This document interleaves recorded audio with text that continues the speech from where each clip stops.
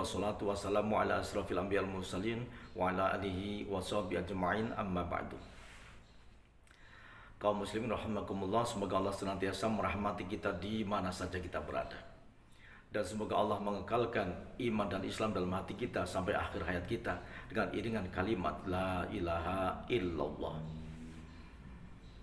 Kaum muslimin rahimakumullah, di tengah-tengah kemajuan sains dan teknologi saat ini, perkembangan berat peradaban yang terus maju, melesat dengan cepatnya.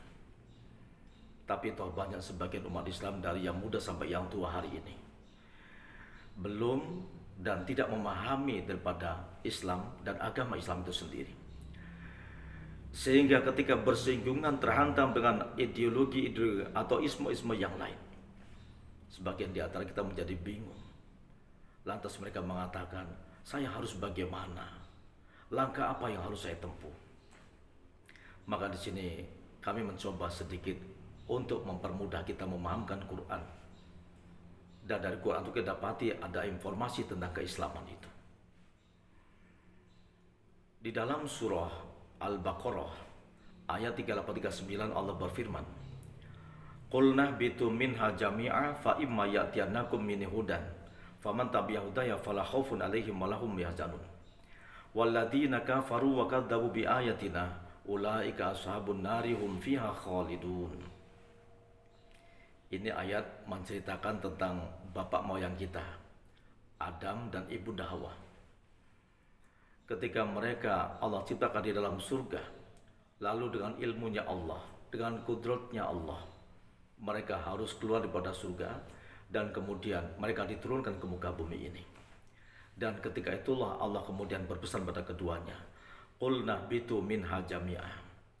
Allah berfirman, ya turunlah kalian semuanya dari surga ini menuju ke bumi yang Allah kehendaki untuk kehidupan manusia, Adam dan Hawa serta keturunan sampai hari kiamat nanti. Fa imma ya'tiyanakum minni hudan, maka jika kalian sampai di bumi nanti datang petunjuk dariku. Petunjuk di sini maksudnya adalah agama Allah SWT, Rasul-Rasulnya dan kitab-kitabnya. Itu dikatakan hudan di dalam ayat ini. Faman tabi'a hudaya fala khaufun 'alaihim wa lahum yahzanun, maka siapa orang yang mengikuti petunjukku itu, yaitu agamaku, kitab-kitabku, mengikuti rasul-rasulku itu, fala khaufun 'alaihim wa lahum yahzanun, maka baginya tidak ada rasa takut, apalagi duka cita dalam menghadapi kehidupan di bumi ini dengan segala macam problematikanya. Karena dunia ini memang tempatnya ujian. Ad-dunya darul imtihan. Dunia tempatnya ujian, dunia tempatnya masalah.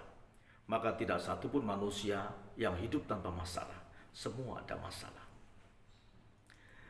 Dan kemudian dipertegas lagi di dalam surah Al-A'raf ayat 35, Allah berfirman, "Ya bani Adama, imma ya'tiyannakum rusulun minkum yaqussuna 'alaikum ayati faman ittaqa wa aslaha fala khaufun 'alaihim wa lahum yahzanun." Ya bani Adam, wahai anak turunan Adam, wahai anak turunan Adam, imma ya'tiyanakum rusulun minkum, jika datang kepada kalian rasul-rasul dari kalangan kalian sendiri, rasul-rasul dari kalangan manusia sendiri, yaqussuna 'alaikum ayati, yang dia mengkisahkan, menceritakan ayat-ayatku, dia sebagai utusan daripada aku, menceritakan ayat-ayatku, firman-firmanku, famanittaqo, maka siapa orang yang bertakwa dengan anjuran mereka, ajakan mereka, agamaku ini, wa aslaha, lalu mereka mengadakan perbaikan kehidupan di muka bumi ini, sehingga agama menjadi pandangan hidupnya, menjadi tuntunan hidupnya, dan menjadi tatanan kehidupannya untuk mencapai kebahagiaan di dunia sementara dan di akhirat yang selama-lamanya. Maka Allah firmankan, fala khaufun 'alaihim wa lahum yahzanun, maka bagi mereka tidak ada rasa takut, apalagi duka cita menghadapi kehidupan dan problematika kehidupan di bumi ini. Sehingga agama itu menjadi pandangan hidup. Dan ternyata dalam surah Ali Imran ayat 19 Allah berfirman, "Inna dina 'indallahil Islam." Sesungguhnya agama yang ada di sisi Allah adalah Islam. Maka Islam itu adalah agama moyang kita, Adam dan Hawa. Lalu Islam itu adalah agama dari semua keturunannya para nabi dan rasul.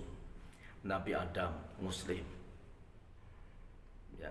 Nabi Idris Islam, Nabi Nuh Islam, Nabi Hud Islam, Nabi Soleh Islam, Nabi Ibrahim Islam, Nabi Lut Islam, Nabi Isa Ishak Islam, Nabi Ismail Islam, Nabi Musa Islam, Nabi Daud Islam, Nabi Isa Islam, Nabi Muhammad SAW adalah Islam. Maka dengan demikian, Islam ini adalah agama semua para nabi dan rasul. Mereka satu kesatuan walaupun mereka tidak saling berjumpa. Beda tahun, beda tempat, beda suku dan bangsanya. Tetapi akidah mereka adalah satu. Kita bisa lihat informasi dalam Quran sering mengatakan, para nabi mengatakan kepada kaumnya, ya qaumi ubudullaha malakum min ilahin ghairuh. Wahai kaumku, sembahlah oleh kalian Allah, karena tidak ada Tuhan bagi kalian selain daripadanya. Maka dari sila akidah mereka adalah satu, yaitu la ilaha illallah. Tiada Tuhan yang disembah kecuali Allah Subhanahu wa ta'ala. Ini yang dimaksud daripada Islam itu sendiri. Namun apabila kita ditanya tentang Islam, apa Islam itu?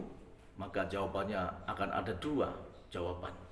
Yang pertama, Islam itu adalah nama dari satu-satunya agama yang Allah berikan kepada umat manusia melalui para nabi dan rasulnya. Jadi Islam itu adalah nama satu-satunya agama yang Allah berikan kepada umat manusia melalui para nabi dan rasulnya. Maka dikatakan inna dina indallahil Islam. Sesungguhnya agama yang ada di sisi Allah adalah Islam. Dan kemudian yang kedua, Islam itu menurut bahasa, dia berasal akar kata dari bahasa Arab aslama yuslimu islaman, yang artinya adalah berserah diri, tunduk, patuh, taat, selamat, sejahtera, bahagia, dan damai. Jadi agama Islam adalah agama yang menjunjung nilai-nilai kedamaian, nilai-nilai keharmonisan bagi manusia itu sendiri. Sehingga Islam menjamin hak kehidupan seseorang. Islam menjamin hak kemerdekaan seseorang. Bahkan Islam menjamin hak kepemilikan seseorang dengan sebaik-baiknya. Maka Islam dikatakan membentuk pandangan hidup, membentuk tuntunan hidup, dan membentuk tatanan kehidupan yang baik untuk meraih kebahagiaan di dunia sementara dan di akhirat yang selama-lamanya. Dan kemudian Islam itu menjadi fitrah bagi kemanusiaan itu sendiri, yaitu sifat dasar manusia Allah ciptakan adalah dengan fitrahnya. Sebagaimana surah Rum ayat 30 dikatakan, fa'akim wajhaka lid-dini hanifa fitratallahi lati fataran nas 'alaiha la tabdila li khalqillahi dzalika dinul qayyim walakinna aktsaran nasi la ya'lamun. Maka hadapkanlah wajah hatimu kepada agama yang lurus, yaitu ad-dinul Islam, yaitu agama Islam, agama yang semua para nabi dan rasul. Karena Allah menciptakan manusia berdasarkan fitrah daripada agama Islam ini, dan tidak akan ada perubahan atas ciptaan Allah SWT. Itulah agama yang lurus, akan tapi manusia kebanyakan tidak mengetahuinya. Jadi fitrah itu adalah sifat dasar, tabiat dasar manusia Allah ciptakan berdasarkan keagamaan. Maka dikatakan dalam surah Ad-Dariyat 56 dikatakan, wa ma khalaqtul jinna wal insa illa liya'budun, tidak kuciptakan jin dan manusia kecuali punya sifat dasar fitrahnya, yaitu menyembah kepada Allah Subhanahu wa taala. Jadi fitrah itulah sifat dasar daripada manusia itu sendiri dalam kejiwaannya. Sebagaimana contoh misalnya, api itu sifatnya panas. Maka sifat panas pada api itu adalah fitrahnya api adalah panas. Maka fitrahnya api adalah panas. Dan api serta panas ini satu kesatuan yang tidak mungkin dipisahkan. Jika ada orang mengatakan, oh tempat Anda itu apinya panas ya. Iya, tempat saya apinya dingin. Ini kemustahilan. Kecuali satu masalah terjadi ketika Ibrahim dibakar Allah Ta'ala. Allah berfirman, ya naru kuni bardan wassalamun ala Ibrahim. Wahai api, jadilah kamu dingin dan menyelamatkan Ibrahim alaihissalam. Ini artinya api itu bisa panas dan dingin pun dengan izin Allah SWT. Bisa dicabut rasa panasnya Allah SWT, fitrahnya Allah cabut ketika itu Ibrahim tidak terbakar satu helai rambut pun. Bukan Ibrahim kebal, tetapi sifat api dicabut panasnya Allah Ta'ala. Dan kemudian kita bisa melihat lagi bagaimana es itu sifatnya dingin. Maka selamanya namanya es itu adalah dingin. Maka fitrahnya es adalah dingin. Dingin dan es satu kesatuan yang tidak bisa dipisahkan. Demikian juga misalnya ada seekor ikan Allah ciptakan dalam air. Maka fitrahnya ikan itu hidupnya di dalam air. Maka ikan dan air selamanya tidak terpisahkan. Bagaimana jika seandainya ikan itu kita keluarkan dari air? Dia akan mengalami kematian, akan mengalami kebinasaan. Dan demikian juga manusia, Allah ciptakan berdasarkan fitrah keagamaan. Maka manusia dan agama satu kesatuan yang tidak bisa dipisahkan. Dia menjadi fitrahnya. Selama manusia punya kerohanian ini, maka manusia tetap akan ingin punya sandaran suatu yang kuat, yaitu supernatural yang ada di luar dirinya. Sehingga dia mengatakan, oh my God, oh Tuhanku, dan sebagainya. Sehingga jiwanya mengalami ketenangan ketika suatu dia rasakan ada yang mengawasi dirinya. Ada tempatnya bergantung, tempatnya mengadu, maka akan ada ketenangan jiwa dalam jiwanya, dalam dirinya sendiri. Maka itu maksudnya Islam adalah fitrah bagi manusia. Maka Islam, agama, dan manusia satu kesatuan yang tidak dipisahkan. Maka bagaimana seandainya manusia mencoba memisahkan diri daripada agama, maka ini seperti halnya kita mengeluarkan ikan dari air. Dia akan mengalami kebinasaan, akan mengalami kematian. Nah, kalau manusia dijauhkan daripada agama, maka manusia tetap hidup kondisinya, tapi intelektualnya juga cerdas, tetapi jiwanya mengalami kematian. Sehingga otaknya cerdas, tapi sensitif jiwanya, tidak ada punya sifat kemanusiaan, tidak punya sifat kebaikan. Dengan intelektualnya justru dia banyak menjerumuskan manusia kepada lembah-lembah kesesatan dan lembah-lembah kehancuran, kebinasaan akhlak dan moral.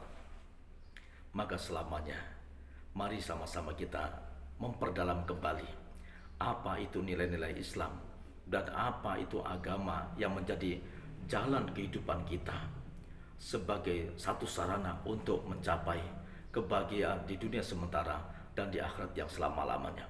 Maka mudah-mudahan penyampaian daripada dasar keislaman ini akan kita lanjutkan pada episode dan pertemuan yang lain, dan mudah-mudahan ini bisa menghantarkan bagaimana jiwa kita, pemahaman kita, pemikiran kita mengenal Islam dengan cara baik melalui literatur Al-Quran dan hadis-hadis Nabi Shallallahu Alaihi Wasallam, sehingga kita, diri kita dan keluarga kita dalam bimbingan Allah Subhanahu Wa Taala, dan semoga kaum muslimin muslimat semakin giat untuk mencari ilmu sampai kapan?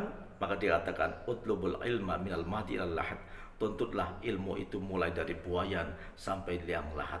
Ini artinya menuntut ilmu seumur hidup, long life education. Tuntutlah ilmu seumur hidup kita ini. Maka semoga Allah meridhoi kita semuanya dan masukkan kita ke dalam golongan orang yang soleh di dunia dan bahagia di surganya Allah di akhirat nanti. Wassalamualaikum warahmatullahi wabarakatuh.